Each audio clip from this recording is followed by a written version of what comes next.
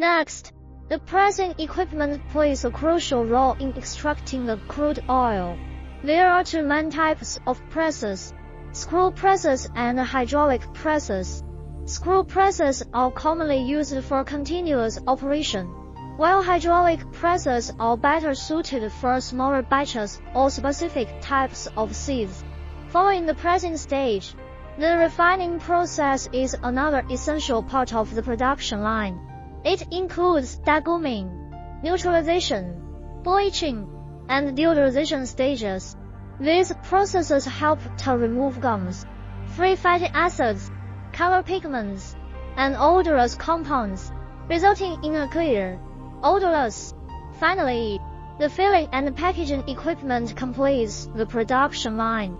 This equipment ensures that the refined oil is safely and hygienically packaged into containers suitable for distribution and sale.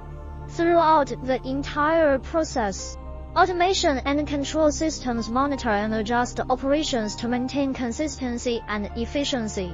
By integrating these components, a complete plant oil production line can achieve high yields with minimal waste.